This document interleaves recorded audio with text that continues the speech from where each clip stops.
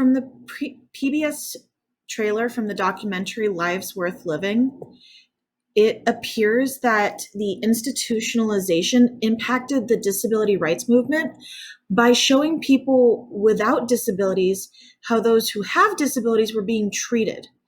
In the video, a woman mentions that being institutionalized herself is what drove her to get involved in the movement. For others, it was seeing the poor treatment of friends and family members being placed in the institutions. At one point, Robert Kennedy goes on the air calling a specific institution a snake pit, and newspapers started publishing what was going on and sharing the horrific nature of these institutions. More people shared the disgust from that. They fought for them to be shut down in their entirety.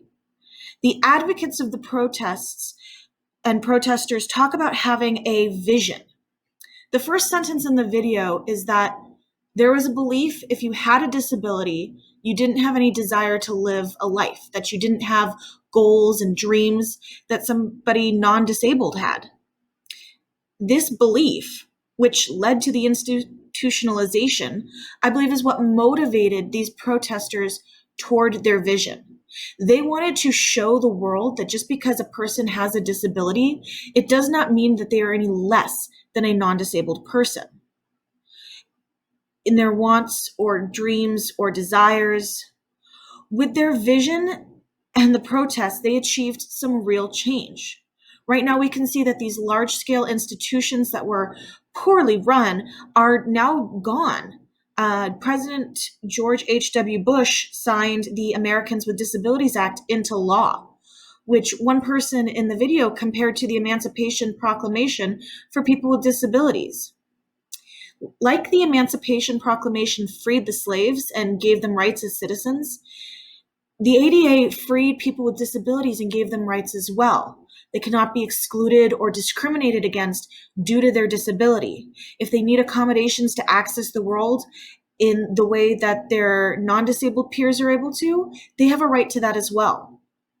However, much like the Emancipation Proclamation did not fix people's ideas of racism, the ADA did not just change everyone's mindset towards people with disabilities. It is still something that people fight today. In a future leadership role, I want to make sure that my staff and myself are educated in discrimination in schooling.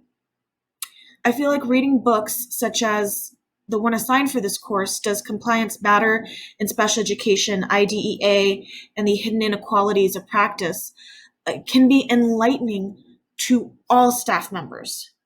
I'm going into my 5th year teaching, and even just the introduction and first chapter has opened my eyes to some of the discriminatory practices that I was not aware of.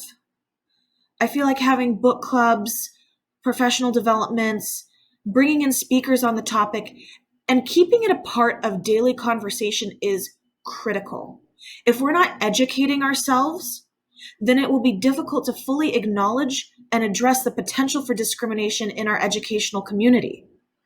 The book has also helped me really understand how a school can be following the letter of the law, such as, holding meetings with all needed participants, IEPs being completed on time, services being provided, but not meeting the spirit of the law.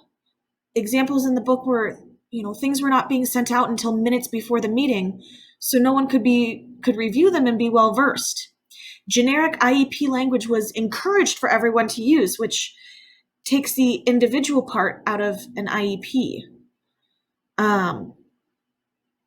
And private information was being emailed out school-wide that led to the suspension of a student.